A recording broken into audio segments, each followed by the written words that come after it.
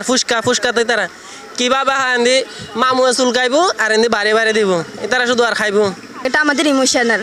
আপনারা যদি এখানে আমাদের সামনে চোখের সামনে খারাপ কিছু মিশিয়ে দেন তারপরে এটা আমরা খাবো। গভর্নমেন্টের টাকা খায় নিজের পকেট থেকে তো খাইলে আর এগুলা খাইতো না। খেয়ে যাবো, অসুস্থ হওয়ার পরেই বন্ধ করবো, তাও আবার আসলে খাবো।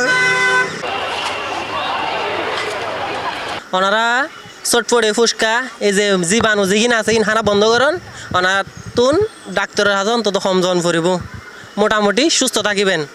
আর যে দোয়ানদারের হতা জিয়েন দোয়ানদারের কেন যদি পরিষ্কার পরিচ্ছন্নতা যদি গড়ি খাবাইতারেন খাবাইবেন নইলে কিন্তু এই ব্যবসা বাদ দেন মানুষেরই মারিবের কোনো কল্পনা গরিবের কোনো প্রয়োজন নাই। আসলে এগুলা ফুচকা নিয়ে এগুলা থামতেছে না, মূল কারণ হচ্ছে মেয়েরা এগুলা বয়ফ্রেন্ডের টাকায় খায়, বয়ফ্রেন্ডের টাকা খায় নিজের পকেট থেকে তো খাইলে আর এগুলা খাইতো না। আর যদি এগুলা রোগ জীবাণু হইলেও মাংনা খাবার তো কেউ ছেড়ে দেয় না। হ্যাঁ অবশ্যই টানতো, তখন তারা এগুলো পরিহার করতো, কিন্তু এখন পরিহার করতেছে না, অন্যের টাকা পাইছে ইচ্ছা মতো খাচ্ছে। ফুচকা তো আমরা খাই না, আসলে মেয়েরা খাই বেশিরভাগ। এই আসলে দেখি ফুচকা কীভাবে বানাই, ভিডিও দেখলাম, এত পরিবেশ ঠিক না। মেয়েরা তো ফুচকার জন্য তারপর পাগল হয়ে যায়, খাই দেয়, এখানে দেখি ফুচকা ছাড়া কিছু বোঝে না, কী খাবেন নাস্তা হয়তো না ফুচকা খাবো চলো। এটা হচ্ছে যার যার ব্যক্তিগত চাহিদা, আমার বলা বা আমাদের বলার মধ্যে আসলে কিছু হবে না। সচেতনতাটা যদি ওদের মধ্যে নিজ থেকে তৈরি না হয় তাহলে এটা ওদের বন্ধ হবে না। এটা এমন একটা লোভনীয় আসলে, এটা ওরা খায় ওরা বলতে পারবে।